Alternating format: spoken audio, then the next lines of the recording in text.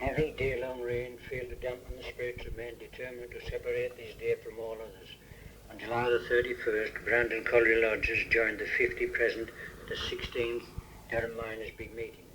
Most collieries represented reported sackings and short-time working. 13 residents of the colliery died during July, all but 3 were infants. There being a great need for a mortuary to serve the needs of the district, one was erected in the Brandon village graveyard at a cost of £80. It occupies a prominent place at the entrance. Churchgoers crowded into the spacious Wesleyan chapel in the Station Road. Mr. Isot had brought his portable show to Brandon Colliery.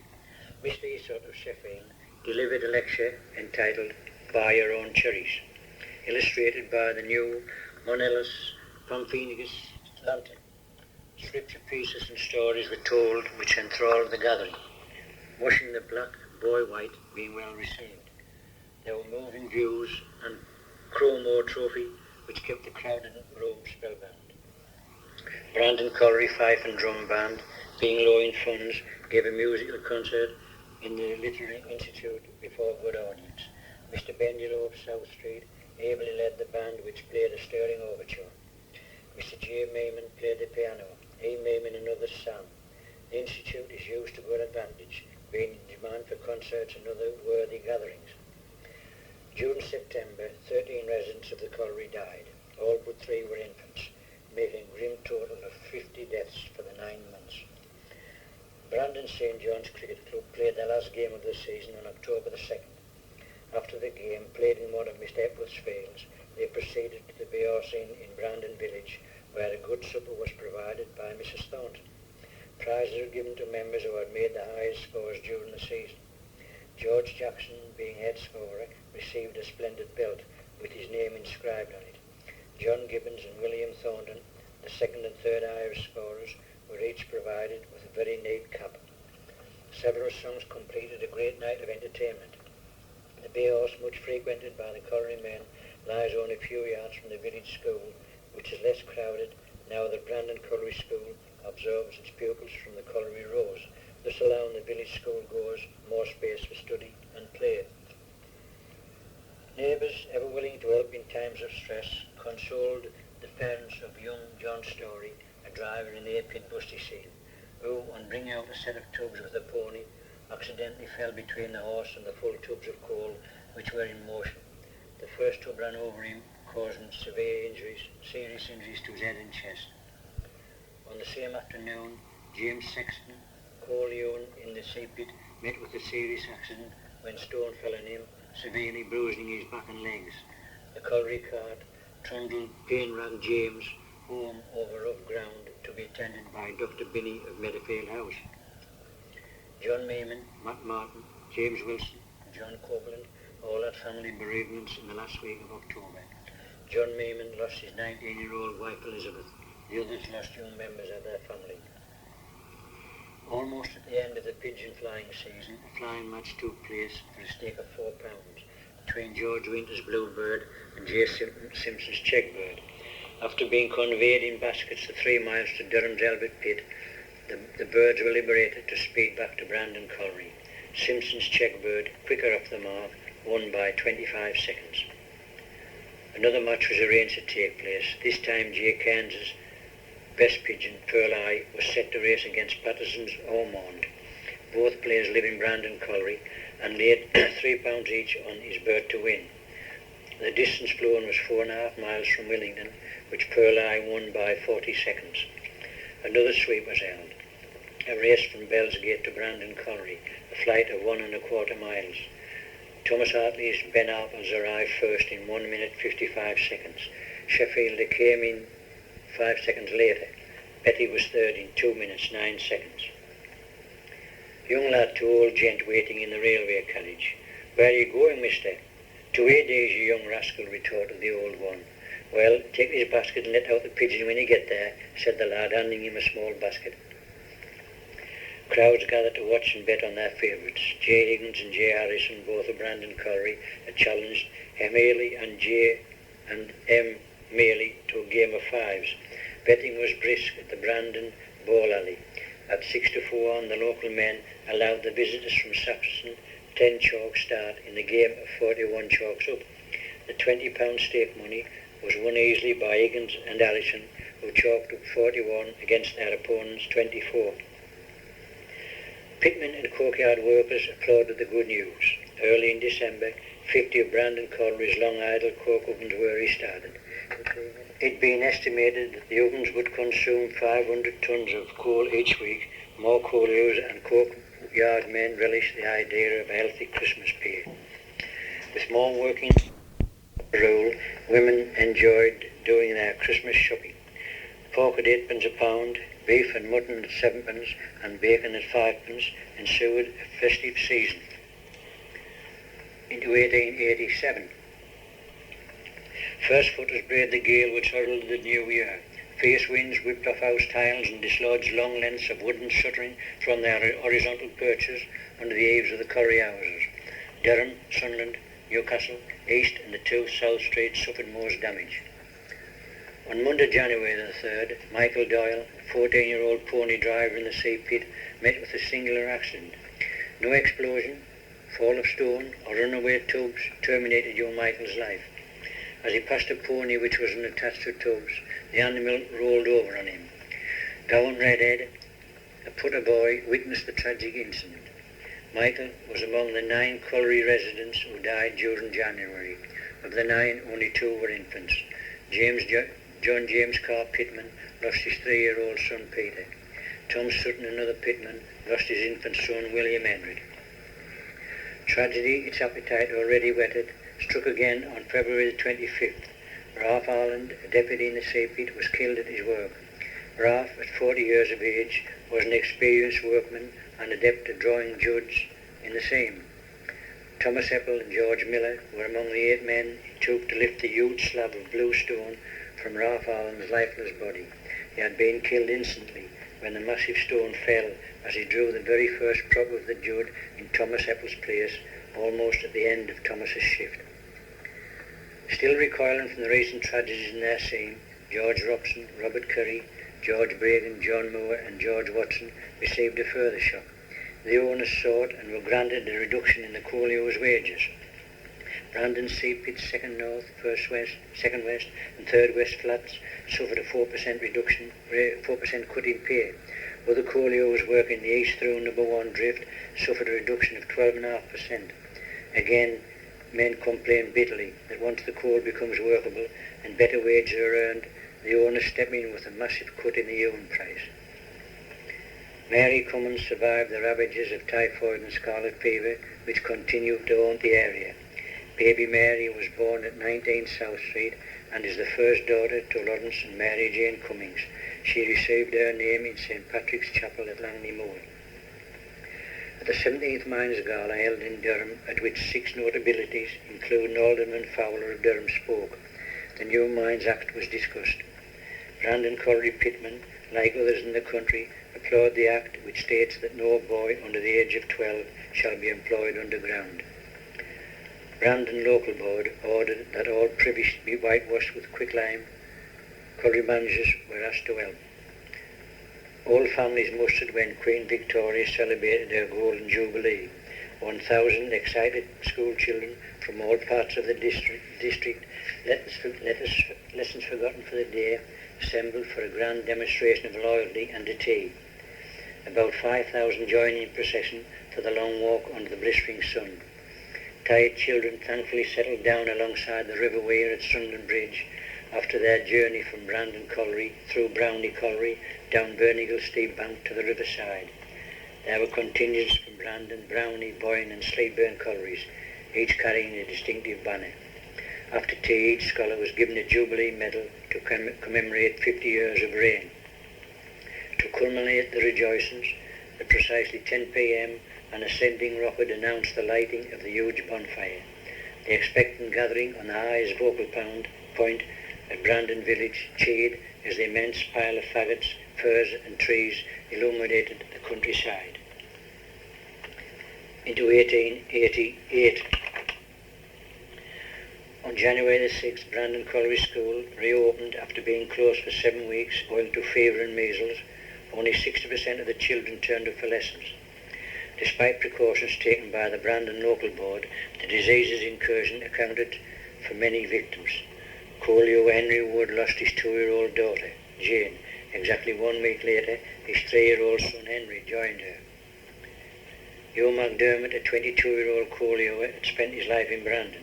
He was born in Railway Street. Hugh married Catherine Donoghue, a Durham girl, in St Godric's Chapel there. He continued his life as a Colliery at Brandon Colliery. Hugh would, in all probability, take his bride to the Durham Miners Gala, which was celebrating its 18th yearly appearance. 40,000 enthusiasts thronged the racecourse to give ear to the 5 speakers. Colliery's banner displayed the fluttering black ribbon drape, announcing to all that life had been forfeit at the colliery, a 30-year-old Colliery and a boy of 14 being the victims. Shortly after the Miners' Gala, James Bragan, John Clark, John Allen and Will Todd complained bitterly over the second successive reduction of 1.25% under the sliding scale agreement. Most pitmen resent the continuance of the scale and seek its termination. Tom Hartle, another complainant, suffered further loss when within 1 week infectious diseases claimed his infant children, Robert and Elizabeth. Disease is still resident in the colliery rows. The train left Brandon Colliery railway station after embarking a goodly number of fives match devotees. They went to see their champion, Peter Higgins, play Jack Clark at Pagebank, the venue being the Beehive, Ball Alley, Willington. Odds of 2 to 1 were laid on Clark the favourite, who gave Higgins a start of 5 in 33 up. Clark started badly. The vociferous spectators saw Higgins win by 12 chalks to take away the £30 stake money. At the annual general meeting of the Brandon and Byshottles Cooperative Society, it was decided to further child education in the district. The management offered 10 free scholarships to local school children whose parents were members of the society. Children who fared well in ordinary school subjects were eligible. Each scholarship was to the value of £1 and tenable for 1 year. The annual meeting of a local trade society was being held. The treasurer, reading out the financial statement after detailing the various items, gave the total income and expenditure, which left, he said, a debit balance of £30. Hey, roared one of the members. I see no reason to shout hey, said the treasurer.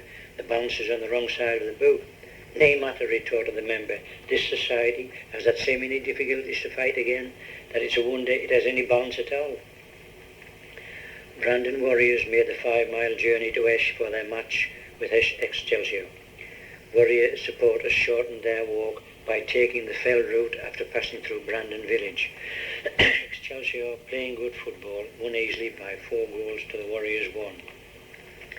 Brandon Colliery Excelsior Cricket Club, while the football season was in progress, was preparing for its next season.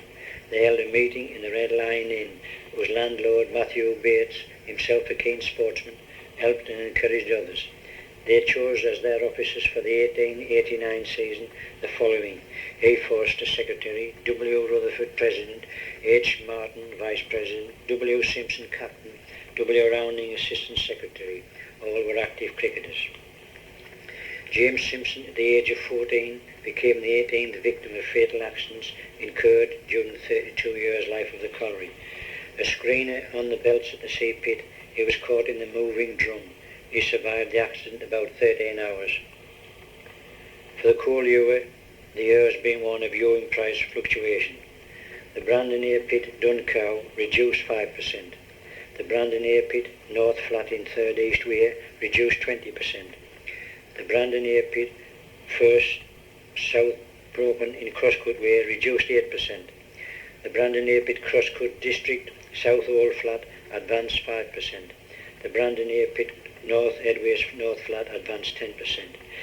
The committee decided that owing to the men's inability to earn, that Brandon's Air Pit viewing prices in 3rd East South Flat be advanced 12.5%. The men complained that it's robbing Peter to pay Paul. Another year ended on a melancholy note. A total of 56 colliery inhabitants left the streets for burial. Into 1889, of Green proposed and seconded the local candidate. Both nominees collected a high vote. Galbraith 933, 888. The new councillor makes up the 73 forming the council. £116, 17 shillings and sixpence was spent on running the election of Brandon Colliery. Gloom reigns supreme. The colliery once again works slack time. 7 people died during January. Only 2 of them were infants. At such times, people seek solace in the chapels. Crowds turned up at the Methodist New Connection when the much publicised Canadian evangelist Mr. and Mrs. Braddon and Miss Knox held daily religious services. Their eloquence made a number of converts during their week of religious revival meetings. Pigeon racing, very popular among pitmen, exploded into activity. Men were eager to show their undoubted skill of pigeon training. 15 birds were entered for the sweep run by Matt Bates, mine host of the Red Lion Inn, who added 10 shillings to the £1, 17 shillings and sixpence subscribed. The race from Old Clare Lane near Rosebarn to Brandon Colliery was won by George Lee's Cut Tail in 2 minutes 40 seconds, followed by Tom Warrener's White Flight. George Brunskill's Slatey and Ben Marple's Old One were joined third in 3 minutes 5 seconds. Another pigeon sweep took place, this time from Pithouse Gate to Brandon Colliery, a distance of 1 mile and a quarter. Again 15 birds took part. Ralph Smith's Wild Duck proved superior, clocking in at 1 minute 31 seconds. George Brunskill's Slatey and Tom Warrener's Red One arriving 9 seconds later to share the second prize. Pigeon flying, it seems, was the most popular sport during the early months of the year. Men and lads trundled their own homemade conveyances the 2 1/4 miles to Sunderland Bridge, the pigeon baskets being too bulky to carry. A large entry at 5 shillings a bird, with the addition of Matt Bates's 20 shillings, augured well for a most exciting race. George Lee's birds, Cranky and Cut Tail, were first and third. Tom Warrener's Little Star was second. A week later, excitement ran high at Brandon Colliery and Oakenshaw Colliery. A pigeon flying match between Archie Robson's Red Flight of Brandon Colliery and Marshall's White Flight of Oakenshaw Colliery had been arranged. The pigeon's owners laid down a stake of £10.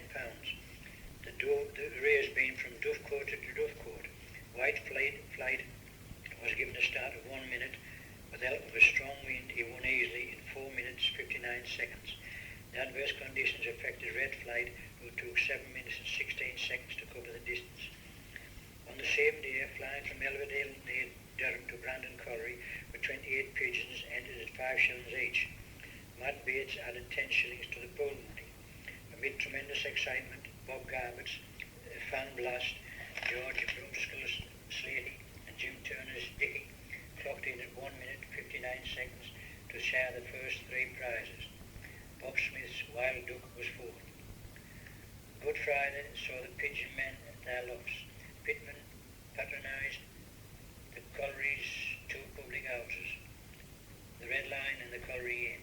Others with gardens took the opportunity of a day off work to set their allotment of garden. The large number of Methodists thronged the chapels for the Easter services and their annual tea. The Catholic fraternity attended the Good Friday afternoon service. Hens' eggs at 14 shillings were in demand. The egg competitions were an attracting big entries. Easter brought the traditional egg jockey. Local shops sold chickens for 2 shillings and sixpence each, ducks at 2 shillings each, rabbit at 1 shilling and fourpence, beef at 6pence to 9pence a pound, potatoes at 7pence a stone.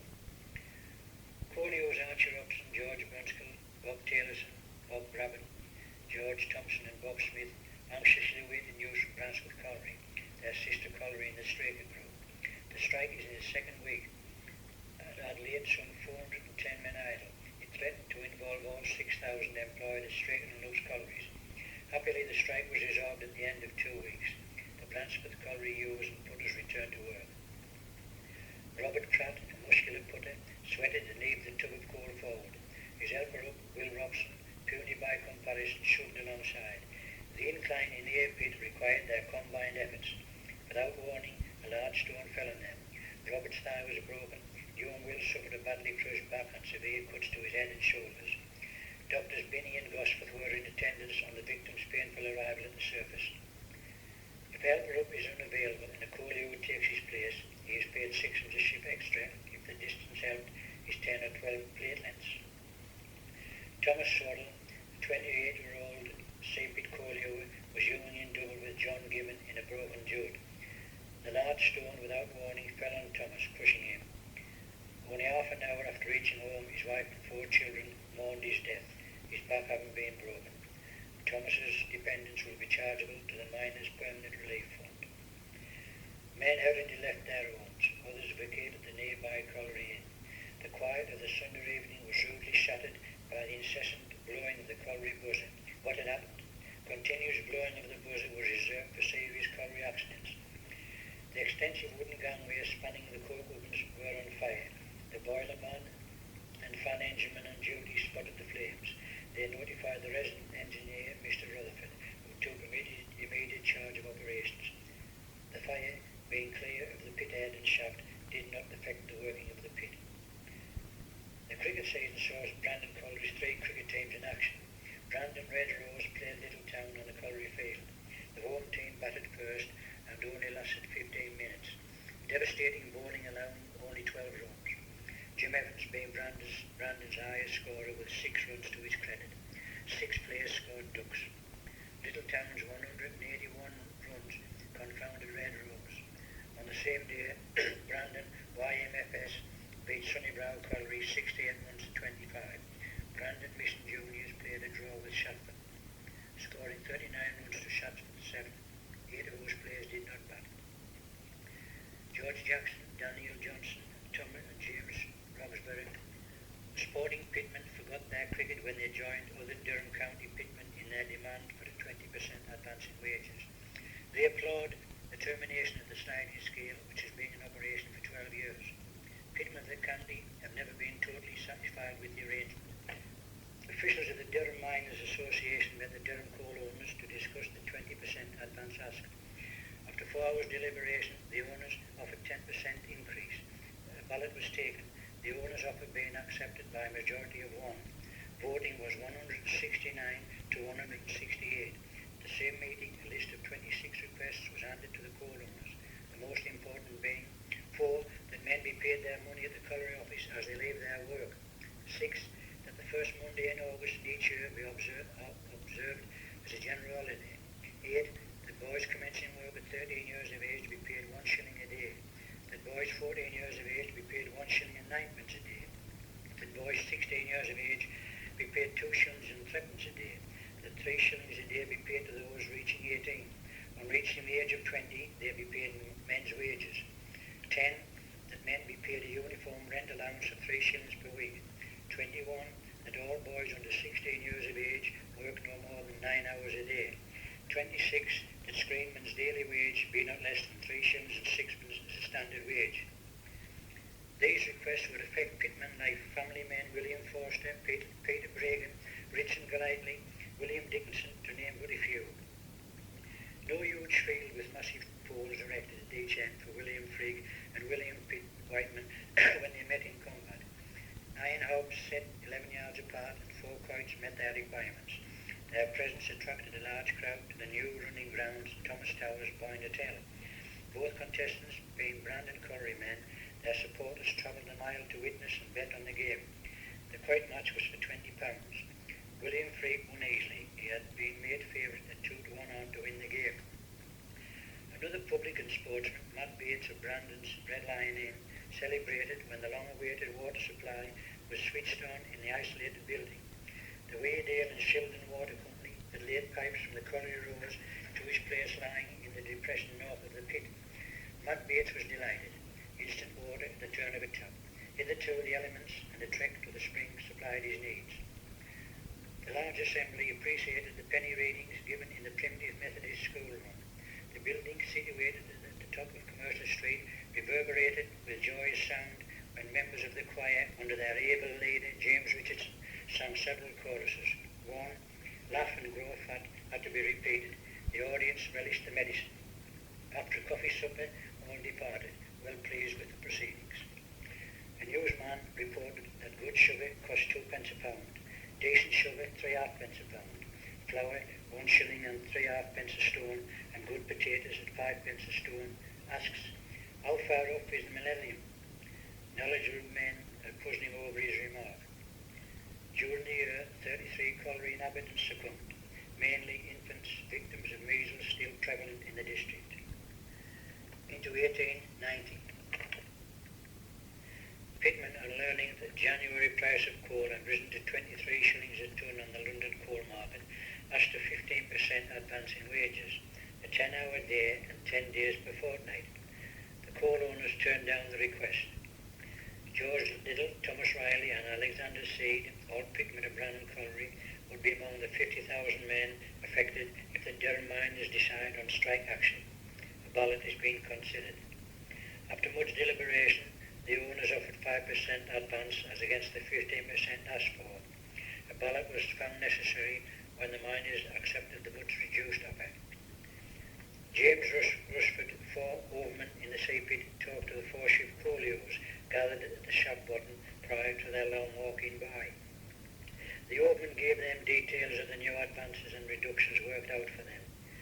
Mick Robson, who used coal in 2nd South Crosscut Hole in number 3 West, learned that it had been advanced 5%.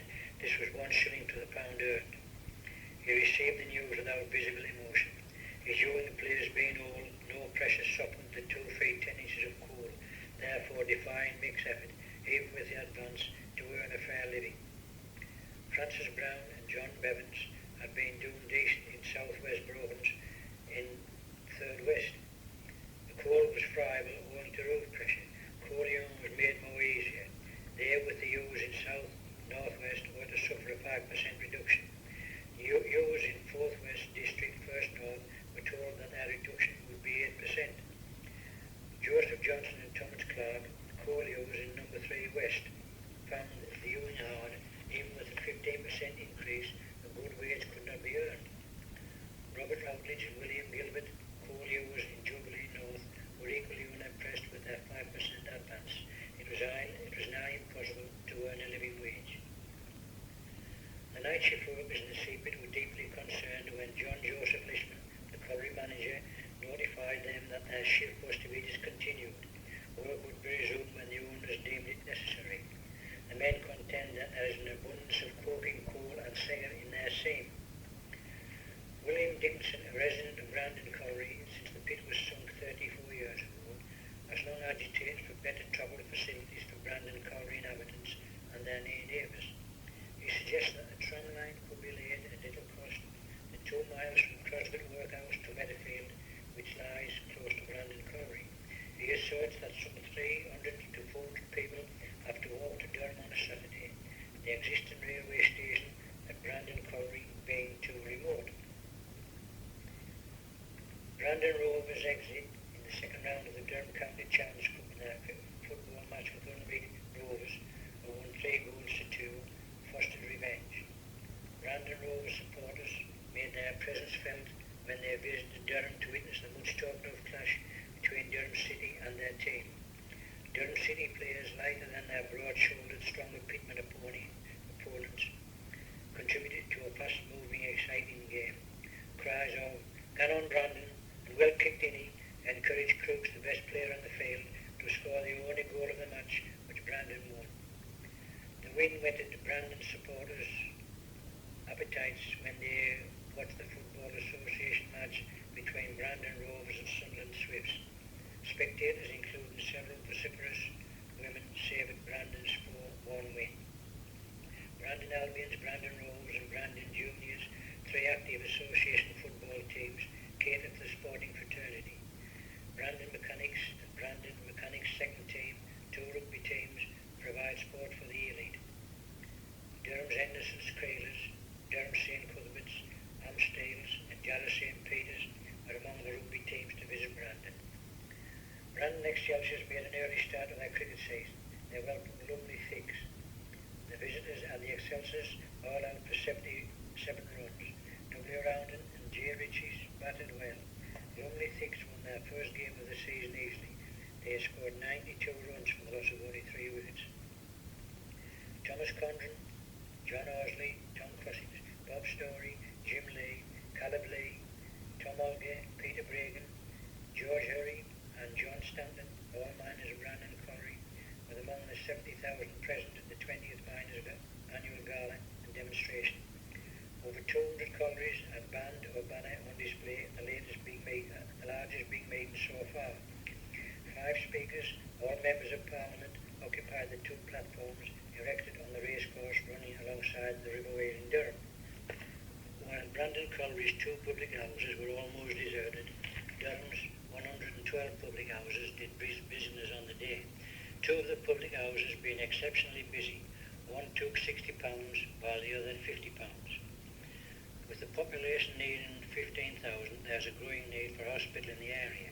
Measures Straker and Lowe have for some time allowed the local board the use of the cottages in the short railway street in which to store hospital requirements.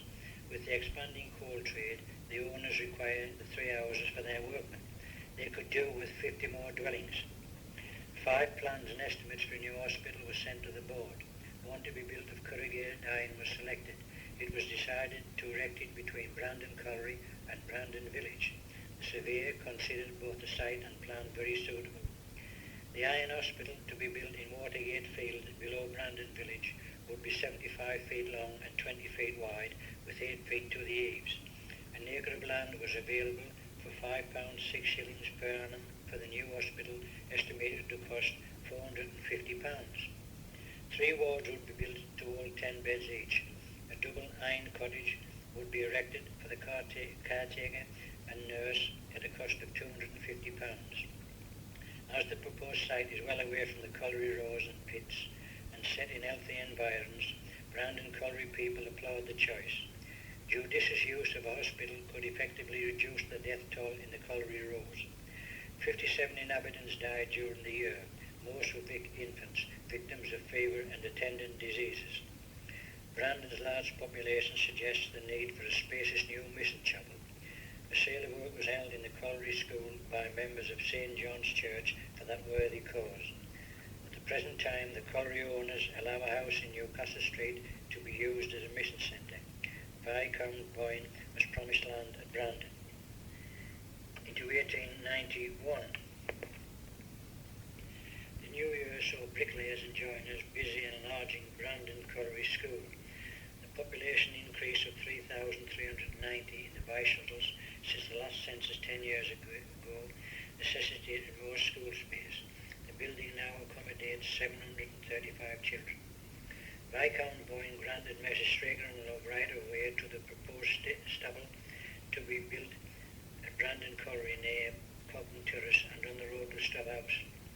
John C. Straker, Joseph H. Straker and Joseph Horatio Lowe, the colliery owners, signed the papers.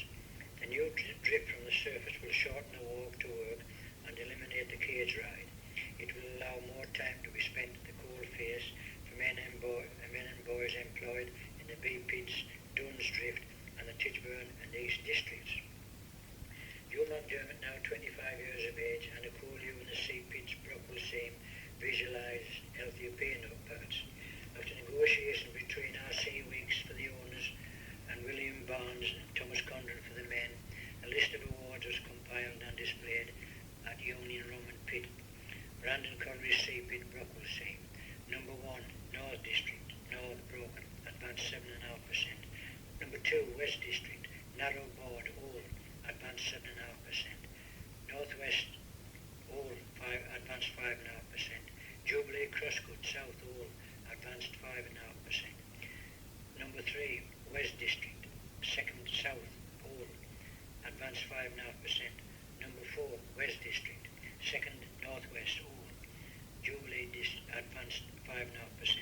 Jubilee District, Northwest, All, advanced 2.5%. 13 days in the new year, men who had been cheered by the colliery awards and the news that a 7-hour shift from bank to bank had been granted them, sorrowed with the Carroll family. William Carroll, a 22-year-old coal hewer, had lived all his life at Brandon Colliery, having been born in number 19 South Street. His father, John, also a coal hewer, was born in Ireland. He married Margaret there and moved to Seaton Colliery. With their daughter Mary, they moved to Brandon Colliery. 3 more girls were born in South Street. William's Davy lamp only gave out enough light to amplify the darkness. He sat erect on his low cravat, his pick acquired of the big swing. Coal dislodged from the coal face accumulated on the floor of the same. The roof in his workplace had been jowled and deemed safe. Halfway through his shift, a large stone fell from the roof and terminated William's life. The long rows of beehive coke ovens, some with iron doors, fascinated the 5 colliery grower lads. All around the age of 10, they were wont to wander over colliery property. Robert Douglas, James Moran, Tom Wilkinson, James Carroll, and William Rowland met after school. Boisterous youth charged the damaged the iron oven doors. Each was fined sixpence and 1 shilling damages to Durham Police Code. Excited youngsters gathered as Mary McLaughlin prepared to leave her home for her marriage to Paddy Kyle in St. Patrick's Chapel. Vantage points were secured from which to swoop on the pennies and halfpennies thrown out to the expectant pack on such occasions. The couple's new home would be in South Street near the colliery where Paddy hewed coal. During February, scarlet fever once again ravaged the colliery roads. Robert Stevenson lost his 2-year-old daughter Sarah Elizabeth, and 5-year-old Susan Jane within 24 hours. Similar tragedy dogged Will Rain, who lost daughters Martha and Mary in one day. Parson and Undertaker were active during a drab February when scarlet fever claimed 11 infants and 1 adult. The epidemic was especially severe at Brownlee Colliery, about 1 mile from Brandon. Some Brandon Colliery children attend school there, and concern is felt for their health. Ash pits were ordered to be emptied and quicklime put in to retard the disease. The owners of Brandon Colliery issued an order forbidding their workers to keep dogs in their houses. There are some valuable racing dogs in the colliery. What's a pitman whooped his dog? The order caused a great deal of dissatisfaction. Some men declared that they would rather leave the colliery than part with their canine pets. The associated coal owners have suggested a 7.5% reduction in miners' wages. This is to pave the way for a general drop in the price of coal. Brandon Colliery miners resolved to resist the owners' demand. Pitmen at the colliery resolved to resist the owners' demand. Patrick Riley, John Brown, John Bragan, Pat Smith, John Dowdle, John Polton, Matt Smith, Edward Welsh, Pat Solan, John Pratt, Owen Mooney and John Humphreys backed their lodge's resolution to the full. Newcastle Southend travelled to Brandon for their match in the Football Association competition. There were other 3 entries for the competition. A blazing June day helped the shirt-sleeved spectators enjoy a one-sided game in which Brandon Rovers scored 5 goals, the visitors failing to score. Brandon's 2 football teams, the Rovers and the Rovers' second team, were in good form.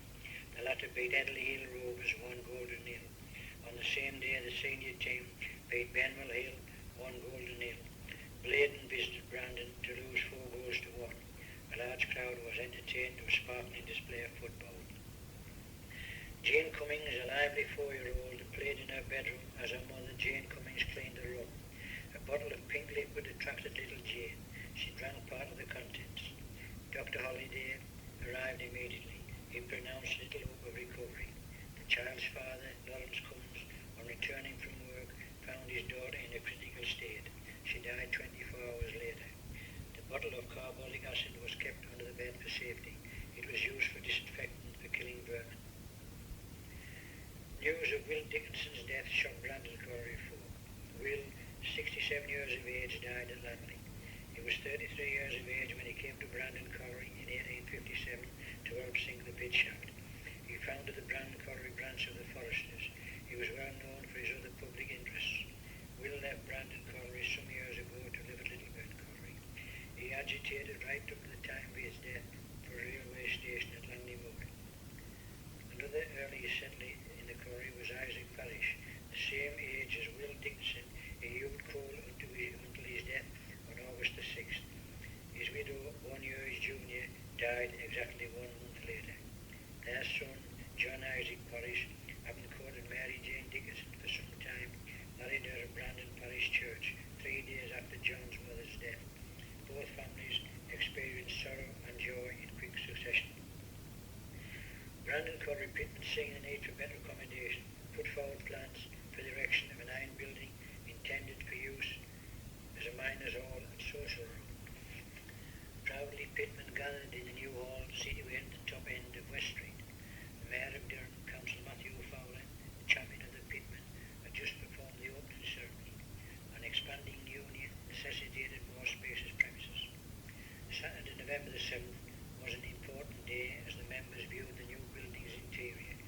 completely lined with wood, it possessed a raised platform in the large room, which could hold 300 people. The outer corrugated frame covered a well-designed entrance porch. Pittman's contributions have raised the £300 needed to erect the building.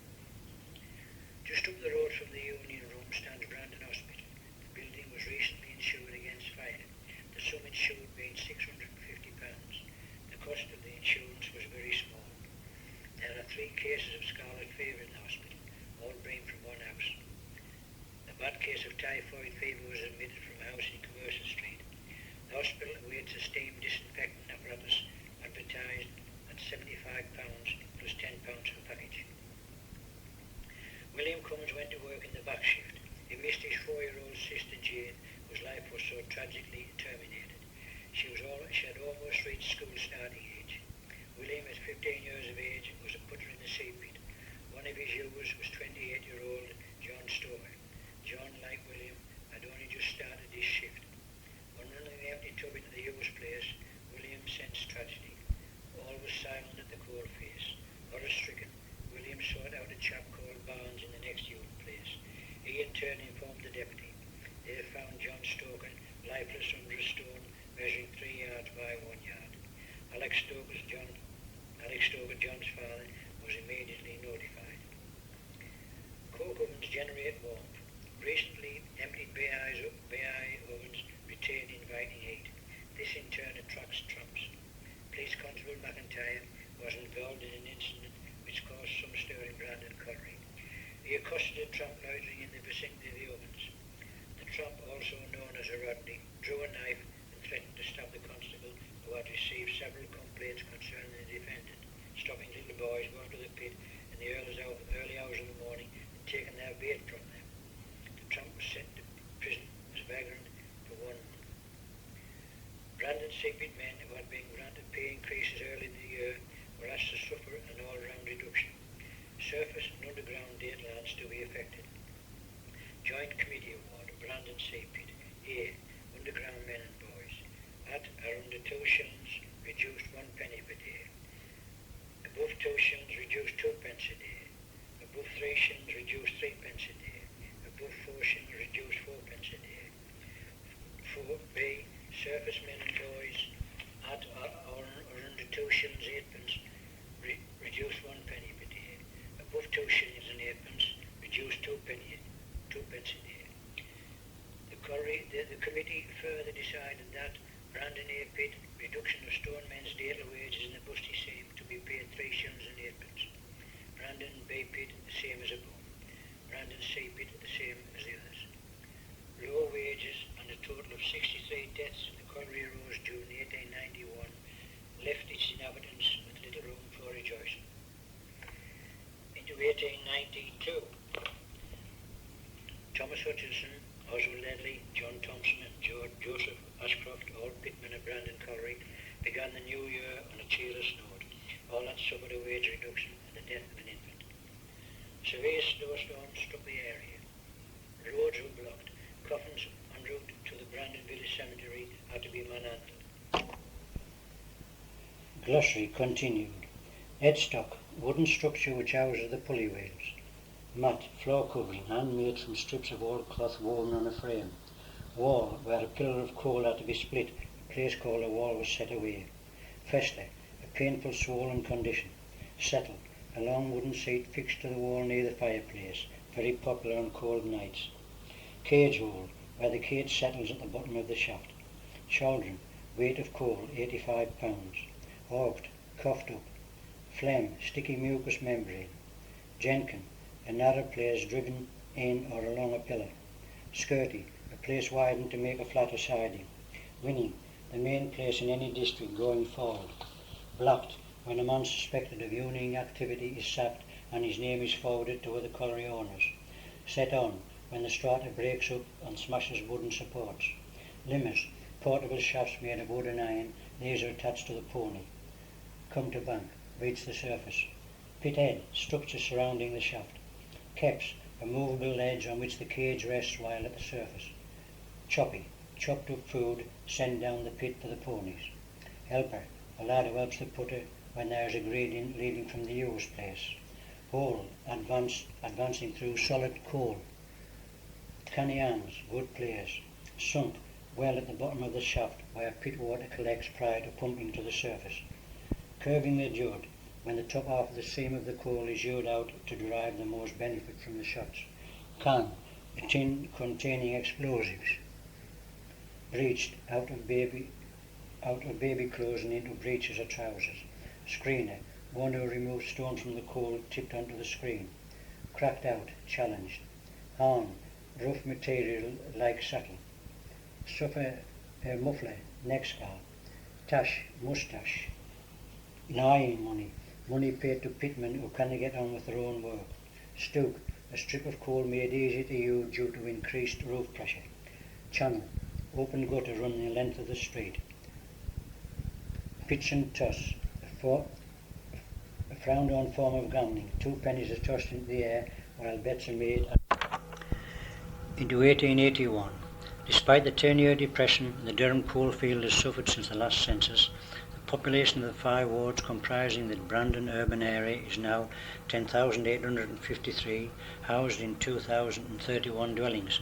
10 years ago the population of the same area was 4,273. Brandon Colliery, with its many long streets, is now almost the size of a town. The second election for the Brandon local board took place. Despite heavy falls of snow, voters turned out to re-elect Mr. J.F. LePage, surgeon, to the East Ward. He was elected by a large majority, the result being 477 votes for Mr. LePage and 62 for Mr. Coulson, farmer.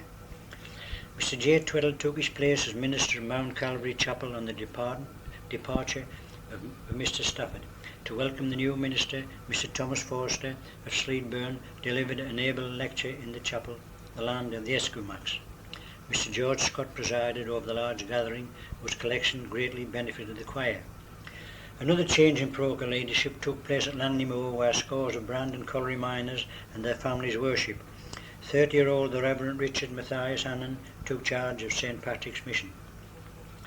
Trouble at the colliery. Workmen at the courtyards took strike action. The manager wanted the men to draw 8 sets of ovens in the long rows. The men refused. They said that 7 was enough for one shift. After 10 men had received notice to quit, 50 men in the 2 yards gave in their notices to leave.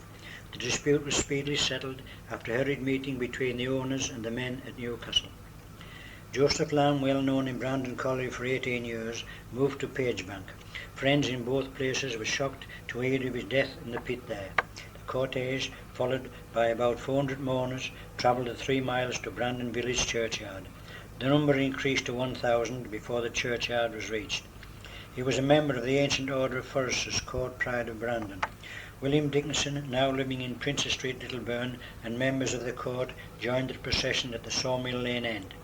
Mr. Lamb had 3 children, all of whom had died.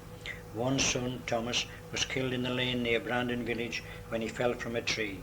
His little girl met her death in the same lane when she was run over by a gig belonging to Charles Felgate White, known as the King of the Beggars. Brandon Colliery Institute cricketers had won their last 2 games against Byers Green and Ushamu respectively. They were beating Pagebank by 9 runs and 2 wickets as a party from Brandon Colliery were having their annual trip to Roker and Seaburn. The day chosen by the Durham United District of Foresters was sunny as one of the 2 trains pulled into Brandon Colliery railway station to embark members of the Court Pride of Brandon Foresters and their families. They visited Roker, Hendon Docks, the museum and other places. Banners gaily fluttered from long poles at the Miners' Gala held on July the 30th. An estimated crowd of 30,000 thronged the racecourse to hear speakers from the 2 platforms. 5 speakers addressed the attentive gathering. One speaker said that the pitmen condemned the Afghan, Zulu and Transvaal wars as cruel and unjust, and showed that the money spent in killing men by war would be better spent in employing more inspectors for mines. Brandon Colliery banner was among the 200 on parade at the 11th Gala. Alarmed pitmen and women, whose husbands and sons were at work, hurriedly left their homes in nearby Durham, East and South Streets. Pounding hearts quietened. Fears were allayed on hearing that the cause of their disquiet, the plummeting down the shaft of a cage containing tubs of coal. While coal was being drawn up the air pit shaft, The rope attached to the socket suddenly broke. Although no person was injured, the workmen were compelled to cease work for the day and were afterwards drawn up another shaft. On its uncontrolled descent of the shaft, the cage broke a great deal of bunting and crashed through to the sump. Jackie says Hugh McDermott and other piece workers are concerned about a possible reduction of wages. They heard that according to the sliding scale, wages for the next 4 months will be 2.5% below the present rate. Jackie and Alice says trudged through deep snow. Shopping bound, they had saved hard for baby William's first birthday. As Jackie's earnings have reached a low ebb, a duck at 2 shillings or a chicken for 1 shilling and sixpence would in all probability adorn their Christmas dinner table.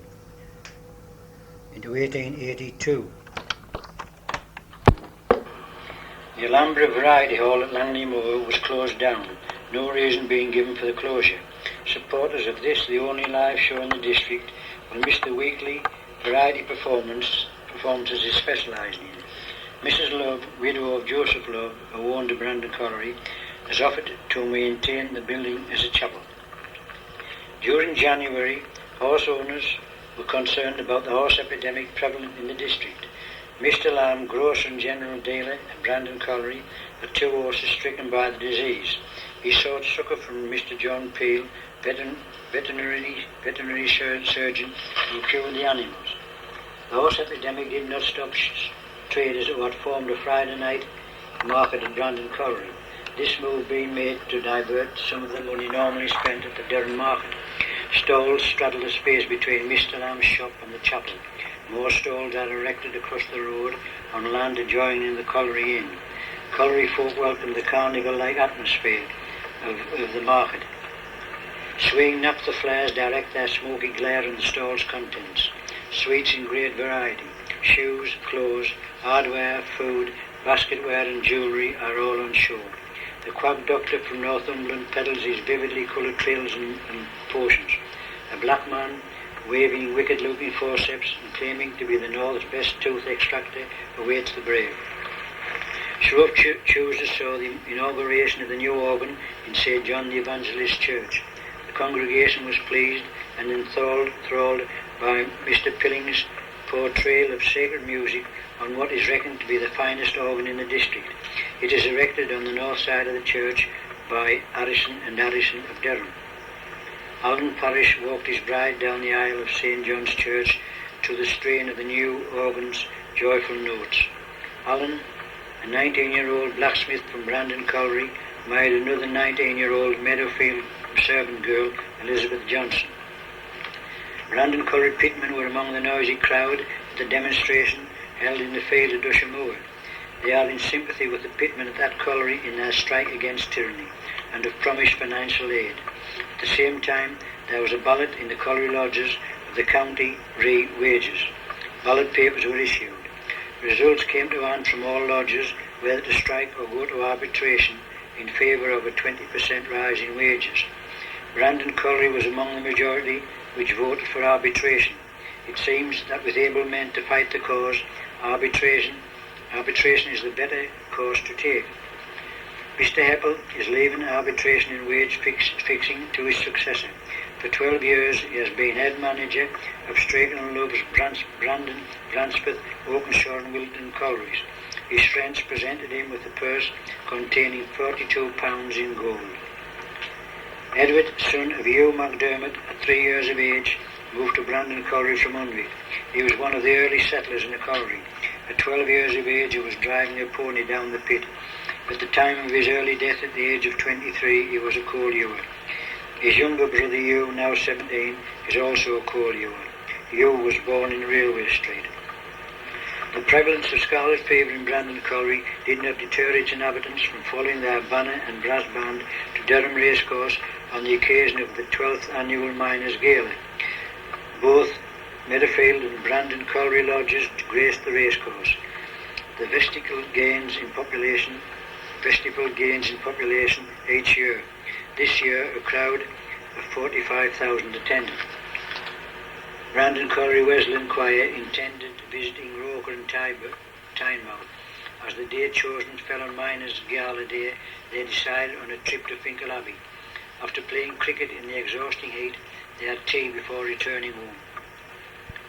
Passers-by, on hearing the sounds of merriment, knew that some form of celebration was taking place in the upstairs room of the Red Lion Inn, popularly dubbed the Blazer. H. Taylor now took the chair, and T. Scott was vice chairman when the deputies and wagon waymen employed at Brandon Colliery, 12 in number, partook of a supper. Songs, recitations and toasts to the owner, manager and overman of the colliery terminated a jolly evening. The first query from Brandon Colliery to the new joint committee, composed of 6 men for the owners and 6 men representing the workers and 1 chairman acceptable to both parties, concerned the colliery's cokemen. The men complained of having their wages paid on a Saturday, thus depriving them of the benefits and the advantages of the Friday market established at Brandon Colliery. They requested to be paid on Fridays, the same as pitmen and others of their own class in the county. This was not within the jurisdiction of the Joint Committee. This play was followed by a complaint from the colliers of Brandon Air Pit. Men asked to have greater allowances. They want the weight of stone in laid outs increased, and less fines for tubs laid out. The Joint Committee was unsympathetic and moved the request off the table. As Jackie Sayers lit the oil lamp set on the kitchen table of his son in the street home, he visualized brighter nights ahead. He had read that electricity supply in Great Britain had been given official sanction when the Electric Lighting Act was finally passed. Jackie joined other passengers on the special trip from Brandon Colliery railway station to Bishop Auckland to see streets and shops recently illuminated with this new form of lighting. He was intrigued by the cleanliness, simplicity and obvious safety of electricity. The independent Methodists of Brandon Colliery, smaller in numbers than the other religious bodies, built a chapel in North Street. The chapel is attached to the end house of the short street and seats 100 worshippers. It is central for all the colliery rows. Brandon Wesleyan Sunday School had its annual treat on August Bank Holiday Monday, when tea and field sports featured at Lord Boyne's Bransford Park. Straker colliery owner allowed a wagon to convey the wildly excited infant classes to the grounds. He also donated money to the tea fund. After tea, 200 being served, cricket and football were played until departure at 7:30 p.m. In August, youths from Brandon and Meadowfield collieries, together with men from Bransford and from Straker and those other collieries, struck in sympathy with the Bransford colliery youths over the low price offered in the reopened jet scene. A total of 2,000 came out. Brandon Colliery Lodge nominated Mr. Prideaux to represent the men in any forthcoming discussions. After 4 days of strike, the men resumed work on the owner's terms until arbitration. Arising from the strike, 80 men from Brandon and Bransford collieries were summoned by the owners for a breach of the Employers and Workmen's Act in leaving their employment without giving notice. None of the men attended court. The summonses were withdrawn on payment of costs which the miners' union paid. Friday, August the 25th, was a red letter day for local shoppers. Men of vision, seeing the need for cooperative society in a large industrial area, after long meetings and delays, saw the birth of Brandon Cooperative Society when a vast new store was opened at Meadowfield Place. The store, in time, will cater for all the needs of its members. On the day of the store's opening, Thomas Turner, at the age of 59, died suddenly. He was a backwoman at Brandon Colliery and an ardent and active chapel goer, well known in the area. He will be sorely missed. Brandon Colliery pitmen sent another donation to their counterparts at Ushamoor Colliery, who have been out on strike 40 weeks. There is a deadlock. Families are in dire straits. Better news for the working pitmen. A wage increase of 1 3/4% was granted under the sliding scale. This is the third sliding scale agreement to be entered into. Optimists say that the sliding scale could be the termination of all strikes. 38-year-old Alfred Cheesy, a leading man among the Wesleyan body, married and a deputy overman in the air pit, removed his thick fustian waistcoat, grasped the long-handled jud mel and prepared to draw the jud. He was in the night shift. His 2 sons had finished work for the day. One worked in the air pit, the younger one being a screener at the colliery. 2 shifts of coalios had left a large area, strongly timbered after the removal of the coal. Alfred knew that if the Gove timber was left standing, The strata, unable to fall, would make the place difficult and possibly dangerous to work. John Welsh and Robert Robson, both deputy overmen, handed the props one to the other as Alfred drew them from the jut. His long-handled mail enabled him to retrieve sound props from the void. Without warning, a huge stone some 9 feet long and 2 feet thick fell on him. It took his 2 shock workmates and other 3 men half an hour to remove the stone from the dead body. The time was 9 p.m. Out of respect for the dead man, Adam Simpson, Rob Broadbent, John Clark and Joseph Cairns, all pitmen in the sea pit, absented themselves from work on the next day, Friday, November the 1st. Messrs. Straker and Luke claimed 5 shillings damages from them. The Miners' Union paid the costs. Members of the recently formed Brandon Cooperative Society had some early Christmas cheer when the result of the first 3 months' trading was announced. 151 members drew dividend at 3 shillings to the pound on £833 sale. Ushamoor strikers, hard pressed after being out for 1 year, was sent another donation from Brandon Colliery pitmen to back the men's stand in their dispute with their colliery management. 4 Brandon Colliery infants died during December, making a total of 29 babies for the year. 25 adults having died during the year, making an impressive total of 54 to leave the colliery rows on their last journey into 1883. James Story 13, Humphrey Coverdale 12, William Stout 13, Owen Brady 13, Joseph Dowdle 14, William Connolly 14, George Batty 15 and Will Flowers 13 browsed with eager anticipation. Pony drivers and putters, they were bent on buying the best the stalls of Brandon Colliery open market had to offer. They had saved the customary Yule-do money their colios had brought to the pit for them on the last working day before Christmas. The lads remembered John George Dickinson, another 13-year-old driver who had just died. Joseph Green and Son cater for the needs of the colliery folk. Shoes, suits, pitware, ladies' clothes and utensils are all sold from their shop just above Sunderland Street. Owing to increased trade, they sent to the Brandon Local Board plans to enlarge their shop and house. Women shoppers complain that potatoes costing 5p halfpenny a stone a year ago and now 8p halfpenny a stone. 3 burly figures coordinating their movements advanced and captured their prey. Not one escaped. Pitch and toss, forbidden by law, is indulged in and enjoyed by lawbreakers. Many pitmen, possibly because of their humdrum and often dangerous work, turn to gambling for the excitement offered. Sergeant Reed, backed by police constables Edwards and Sherwood, cleverly netted 60 Sunday scholars in the station lane near Brandon College railway station.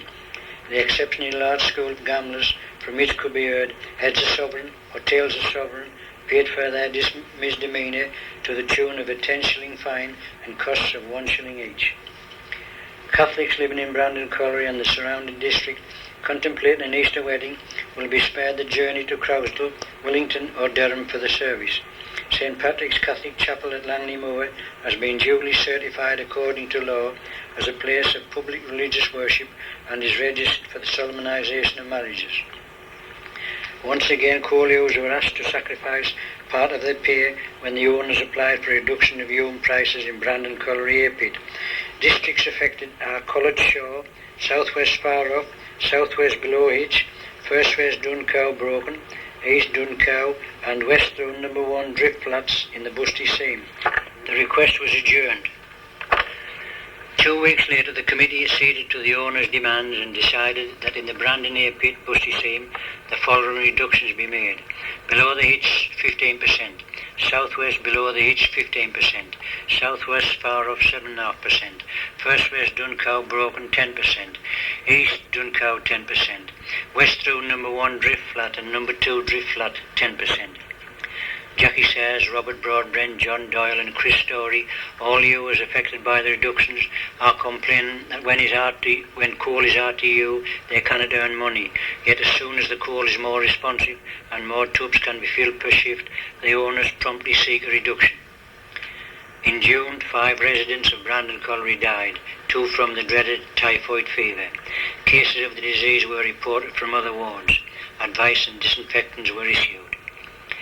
William C. Blackett, Minister of Health for the area, stated at a meeting of the Brandon Local Board that in consequence of typhoid fever and other fevers, he inspected Brandon Colliery streets with the Inspector of Nuisances, and they found them very unsatisfactory. The scavengers who were paid by the colliery owners were neglecting their duty, and the man who has charge of the houses seems to think he has nothing to do with either privies or ash pits. As a result, nuisances exist, which are prejudicial to health and ruinous to the owners of the buildings, which are rapidly becoming dilapidated. At the same meeting, plans were passed which allowed Father Hannon of St. Patrick's, Langnemoor, to go ahead and build a new classroom. This extra room will enlarge the present chapel cum school and is needed to cater for the large families in the area. Mr. Weeks, manager of Brandon Colliery, together with the board surveyor, inspected the streets of the colliery and found several of the privies without doors and many badly in need of repair. The manager gave orders for repair work to be done at once. On Saturday, August the 10th, glorious sunshine greeted contestants and spectators at the athletic sports organised by the Committee of Brandon Colliery branch of the Durham Miners Association. 21 men ran in the 120 yards handicap foot race. 2 local runners gained first and third places in the event. William Robson won the major prize of £1. Thomas Thompson won 5 shillings. 22 players joined the kite handicap. Joseph Pratt won the first prize of £1. Robert Penny came second to win 10 shillings. John Redhead of Brandon Colliery collected the first prize of 10 shillings when he beat all opposition to win the under 15 years competition boys race. A great day's sport concluded with a grand ball held in the Literary Institute. Not to be outdone, the Meadowfield branch of the Durham Miners Association held a concert in the Mechanics Institute. Negro Comics, the champion amateur singer of the North, champion juvenile clog dancer and an Irish comic all entertained and delighted the crowded audience. During September, 8 infants and 3 adults died in the colliery rows. Funeral processions were in evidence almost every other day. The hospital was busy coping with extra cases of scarlet fever. Owing to the incidence of smallpox at Tudor Colliery, all colliery managers are warned not to engage single men or lodgers in particular from infected areas. 3 deaths occurred during Christmas week, the last being 2-year-old Hannah, daughter of pitman Will Lowe, making a disturbing total of 57 deaths for the year into 1884. January began with warm weather. It suited Hare and Hunter alike. Sergeant Thompson and his constables were on duty when the Brandon coursing meeting was held in the field adjacent to Brandon Colliery railway station. The large crowd saw numerous hares raised in the Brandon Tennant stake and again in the Bransford stakes. Local boys augmented their pocket money by becoming beaters for the day. With luck, a freshly killed hare became an extra bonus. Men at Bransford Colliery, their shift made longer owing to the length of time taken to ride the men to the surface after their shift, objected strongly. Some received notice. All the Bransford men handed in 14 days' notice. The Brandon and Oakenshaw collieries came out in sympathy. The Joint Committee held a meeting at Durham. A truth was declared just before the termination of the notices. The Joint Committee was in action once again when men from the Brandon A and C pits asked to be supplied with a better and larger quantity of fire coal. The committee recommended that a sufficient quantity be supplied and that the owners should, as far as they are able, provide separate coal houses for the house owners. The Brandon C pit men had sent in their request 3 months previously. Nothing had been done. More depression hit the colliery rose. Smallpox broke out. Disinfectants were issued to use in and around the infected houses, one of which was whitewashed. 5 cases of scarlet fever housed in Brandon's hospital proved fatal. Tragedy struck once again. John Mills, a 30-year-old collier in the sea pit, started work at 4 a.m. Shortly after eating his bait at 8 a.m., a stone 9 feet long, 4 feet broad and 17 inches thick, without warning, fell on him. Matthew Garthwaite, a putter, and Thomas Gilpin, co-ewer, heard the crash and the cries of the stricken man. The unfortunate ewer was frightfully crushed about the bowels and back. His injuries proved so severe he died 6 hours later. John was much respected, and after the inquest a number of pitmen preceded the cortege, bearing aloft the lodge banner in memory of their hapless comrade. Brandon's blue and white cricket team played East Rainton on the spacious colliery field which lies just east of the colliery. The visitors won handsomely, scoring 113 runs to Brandon's 20. Brandon made amends when they travelled to Byers Green and beat them 64 runs to 28. James Ashcroft was Brandon's most prominent player when they visited Pitty from whom they squeezed victory by 2 runs after 2 thrilling innings. Brandon, IOGT, Blue and White retained their good form when Amsteels came to Brandon with an unbeaten record. They returned the losers, having scored 16 runs against Brandon's 26. Byers Green, out for revenge, sent their best 11 cricketers down to Brandon. James Ashcroft again scored well for Brandon. His 25 runs helped his team cruise to victory with 70 runs against Byers Green's 28. While a crowd of 20,000 gathered to watch 50 banners parade Durham's racecourse on the 14th big meeting day on July the 11th, when 6 speakers, including a woman and a rector, graced the platform. Sunnybrow Cricket Club challenged Brandon Colliery's 11 to a game at Sunnybrow. The game was sparsely attended, owing to the greater pull of the gala, no doubt. Brandon finished worthy winners 78 runs to 47. James Ashcroft shone once again, he and Benjamin Lightfoot being Brandon's principal scorers. Joseph Broadbent, the 13-year-old son of Ralph Broadbent, was one of 4 colliery residents to die on big meeting day. He was a victim of the dreaded typhoid fever. Anxious dwellers in Durham Street's long row saw Ralph Broadbent drag the bed and bedding from number 39, where young Joseph had lived and suffered. They saw Ralph transform the bed and bedding on which his son had lain into a germ-killing pyre. On applying to the Brandon local board, Ralph Broadbent, who had spent every penny during his son's illness, was awarded £2 10 shillings compensation for the loss of the furniture. The pitch being idle on the second Saturday of August allowed crowds to gather in good time for the sports. Mr. Lishman, the colliery viewer, kindly granted the sports committee the use of the colliery field for the annual sports day and gala. Brandon Colliery entrants did well in all the events. Gowl and Redhead beat all comers in the 120 yards handicap foot race. Robert Poughton was first to collect the 25 stones in the stone picking handicap race. Thomas Lawson was third out of the 13 entries. Eager boys gathered for the 100 yards handicap race. All were under the age of 14. They come from Brandon and nearby Brownie and Littleburn collieries.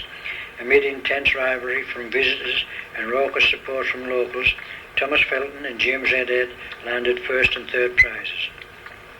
Pigeon fancies were not forgotten at the gala. Entries for the pigeon flying handicap were liberated at Flassie in Ushamoor. Robert Watson's Royal First, Creed First in Brandon Colliery. Abraham Turner's Blue Girl came in a close second, followed by Charles Holmes's Oyster Lad out of 13 entries. A cricket match between a team of married men and one of single men ended a great day of sport. All players were from Brandon, IOGT, Blue and White. William Roundin's score of 26 runs gained the single men victory. Pitman cyclists Jack Dixon and Jim Wood, both from Brandon Colliery, cycled to Spennymoor, where they entered the 1 mile amateur bicycle race at Woodview. After an exciting race, they finished second and third. The north of England and bell ringers with their peal of 100 bells entertained an appreciative audience in the primitive Methodist chapel to a musical treat. The rendering of the Alleluia chorus, Blue Bells of Scotland, Bid Me Discourse and German Clock made the evening a brilliant success. At the local chapel, the minister was preaching about going to heaven, and after he had been preaching for a time, he said to the congregation, "Those who would like to go to heaven, please stand up." All stood up except one man, and the preacher, noticing him, went up to him and said, "My dear man, wouldn't you like to go to heaven too?" "Yes, sir," came the reply. "I would like to go to heaven and all, but hey, I say, I's not gone with this trip." During November, 3 cases of smallpox were discovered in the colliery rows, one of which proved fatal. On the 12th day of the appearance of the disease, a man died in Queen Street. In early December, there were 5 cases of smallpox. 3 men and a woman suffered severely. The other victim, a young girl, had mild smallpox. The health authorities, hard-pressed to accommodate the victims, requisitioned 4 houses in College Terrace, which after repair were fenced off and kept for cases of smallpox. Parents and the school children gave the row a wide berth. Jackie Sayers bypassed College Terrace on his way to Brandon Colliery Mixed School to enroll little William Sayers. The school, owing to the large number of new entrants expected, had been enlarged. At the other end of the colliery, parents Patrick and Anne Moran had their son baptised Patrick. He was carried to Langley Moor on the 27th of December, where the ceremony was performed in St. Patrick's Chapel. Both Jackie Sayers and Patrick Moran Sr. had cause for alarm. Slack time once again at the colliery, and the smallpox scourge cast a gloom over the district. The year ended on a dismal note, the 60th death in the colliery precincts during the year being recorded on December the 31st into 1885. The new year was heralded with first footing when all the local collieries blew their buzzers at midnight. During the day there were chapel services and celebrations, band parades and concerts. The sombre legacy continued from 1884. During January, 4 infants and 4 adults died in Brandon Colliery.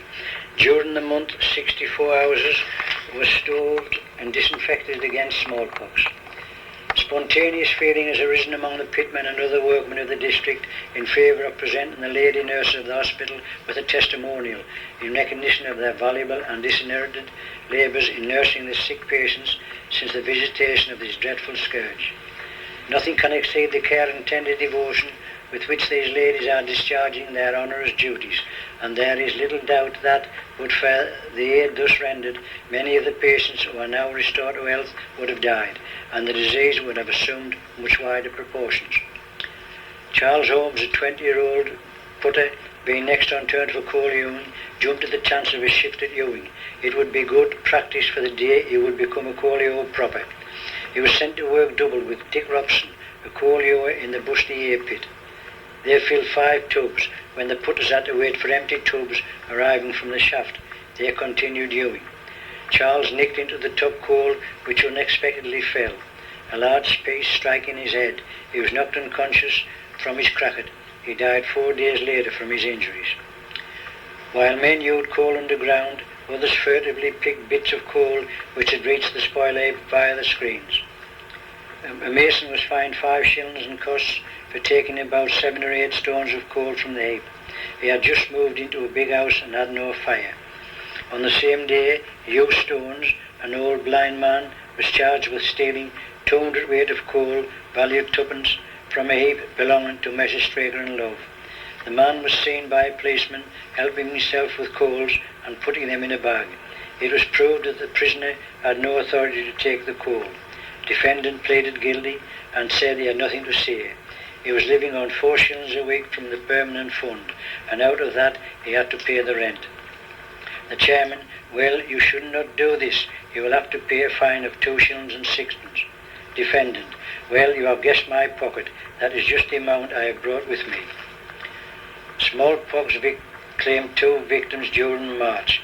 Brandon Hospital took in 3 more cases for treatment. Forster Lamb, aged 75 years, a retired pitman and one of the first coal hewers to arrive when the colliery began, died from the disease. A mild form of measles has assumed almost epidemic proportion in the area. It is reported to come from Sunderland. As colliery owners go, Mr. John Straker, senior partner in Straker and Love's Brandon and other pits, was liked and respected at the collieries he controlled. He died at Stackshaw House, Northumberland, on Saturday, April the 4th. His pits were laid idle for 1 day out of respect.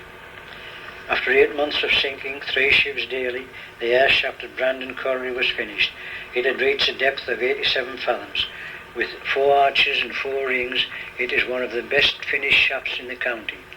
The Hutton seam was passed at 26 fathoms depth, the Bushy seam at a depth of 69 fathoms, the Brockwell seam being reached 18 fathoms on. The underground workings far extended in by, requiring a greater intake of air, meant this addition to existing ventilation.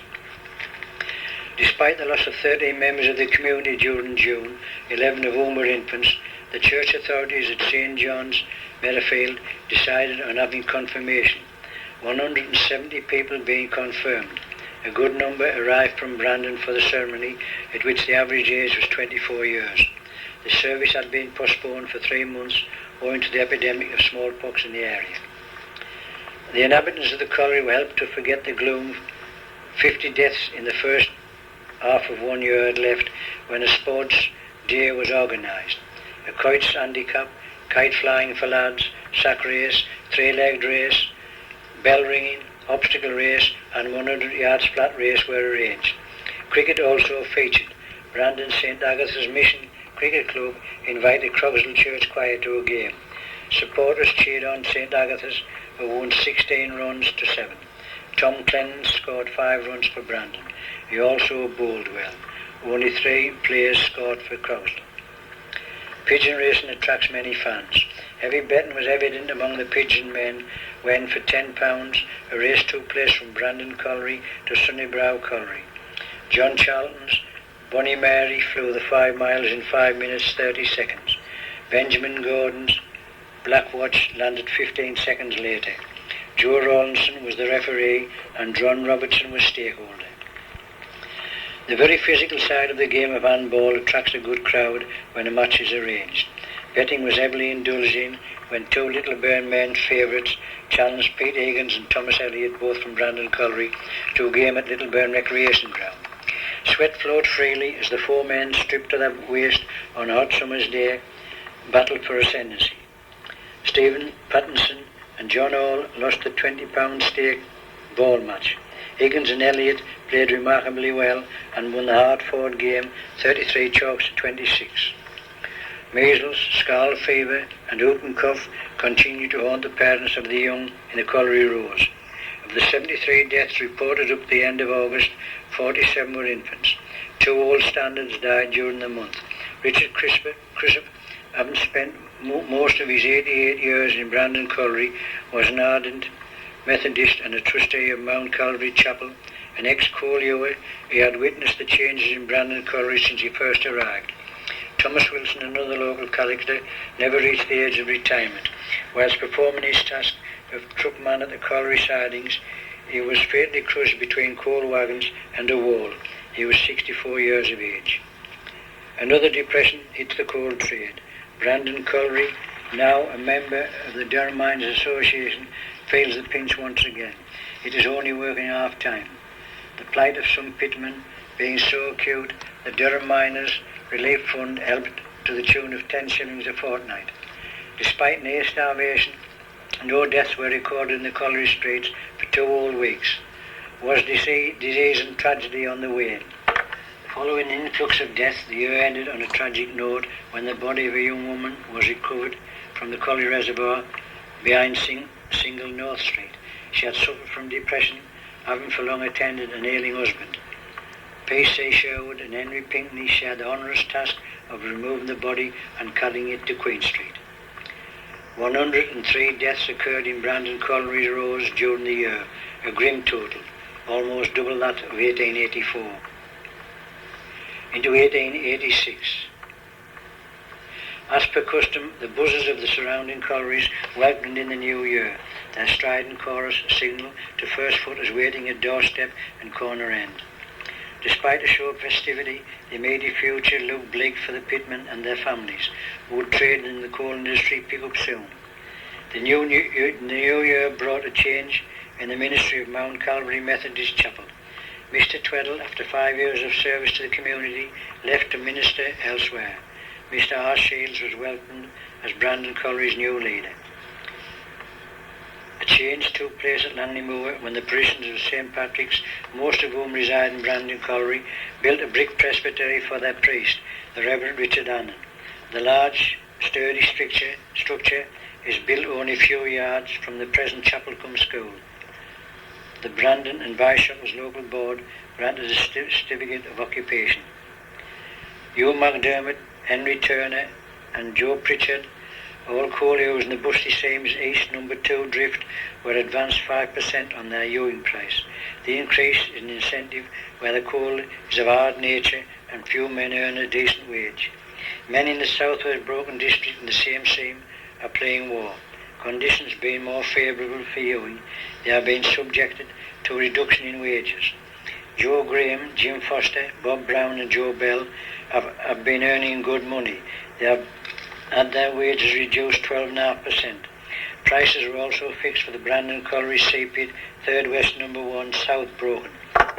When the seam is 36 inches and above, 6 shillings and 10 pence per score. 34 inches, 7 shillings and 6 pence per score. 32 inches, 7 feet, 7 shillings and 10 pence per score. 30 inches, 8 shillings and a penny per score. 28 inches, 8 shillings and 10 pence per score. The depression continues in the coal trade.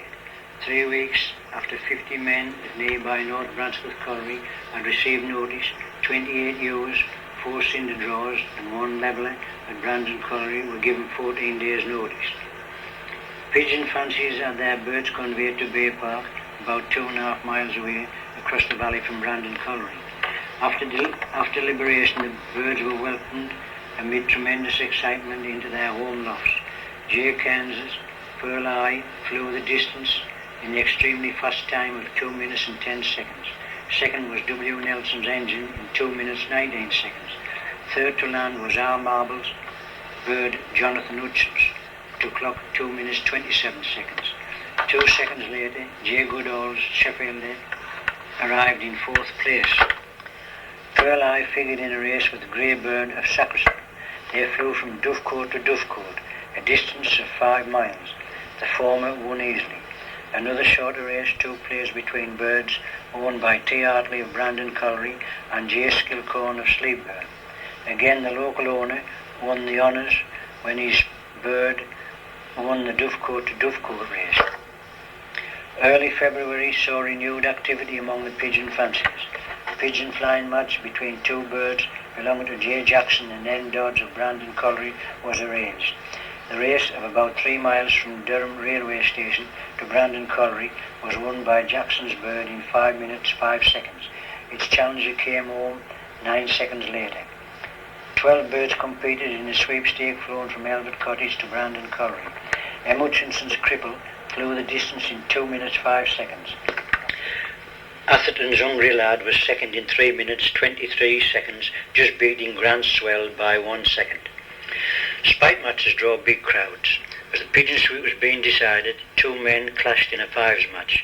Pat Higgins of Brandon Colliery, who had previously clashed with R. Ainsley of Langley Moor, accepted the latter's challenge to a game for £5, the game being 33 chalks up. Higgins delighted his supporters by winning 33 chalks to Ainsley's 22. Higgins and his brother travelled to Langley Recreation Grounds on Easter Saturday to take part in another 5s match. They had challenged Robert Templey and Will Harrison of Langley Moor to a game for £10. Templey, a sound player, was handicapped. He had to use his right hand only. William Ainsley was avenged. Templey and his partner won by 11 chalks. Sportsmen made the most of the warm summer days. 5 cricket teams operated in the Colliery area. Brandon IOGT, Blue and White, Brandon Mission, Brandon YMFS, Brandon St. John's and Brandon Institute were all active.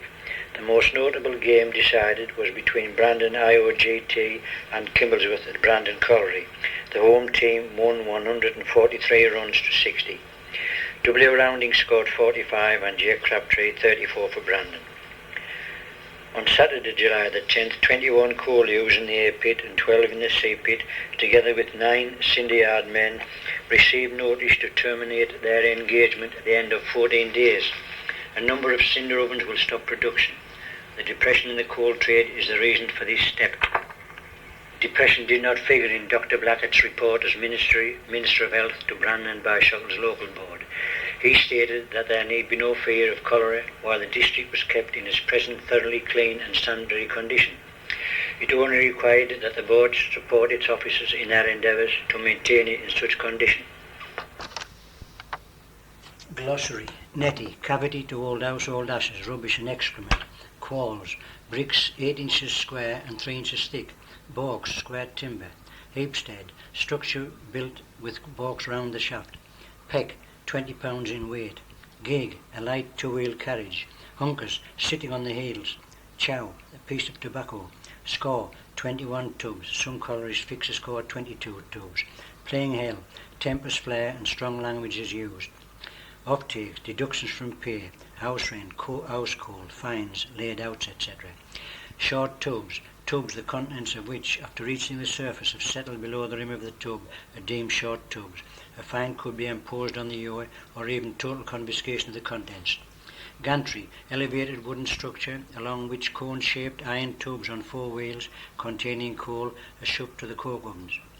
Patent safety cage, a recent invention which operates if the cage overshoots its mark. Safety levers are released which prevents the cage falling down the shaft. Bandy, bow-legged, acting the game, the same as playing hell. Check weigherman, one who weighs the tubs of coal when they reach the surface. Set out, when the tub is set aside, it is liable to confiscation, supposedly not attaining the required weight. Laid out, a fine is imposed on the ewer if the tub is laid out, when it contains an excess weight of stone. Cracked, an essential part of the ewer's gear, a low wooden stool. Bond, the worker signs an agreement which binds him to the colliery for 1 year. Viewer, colliery manager. Turnpike, gate across a road where tolls are paid. Screen, where the coal is tipped and the stone etc. is removed. Stowed off, there being a lot of coal used. Nowtguns read, nothing goes right. Arse, the bottom of the spine used to give leverage when a derailed tube requires lifting onto the weir. Set on, employed. Form, a strong wooden plank set on legs, seats 3 or 4 people. Cradle, a long coffin-like wooden object in which the baby sleeps. It has 2 curved pieces of wood attached to its base for rocking purposes. Truck or Tommy shop, where workmen are paid in goods. Out by, going out towards the shaft. Galloway, slang for Galway. Rodney, a tramp. Continued on side 8.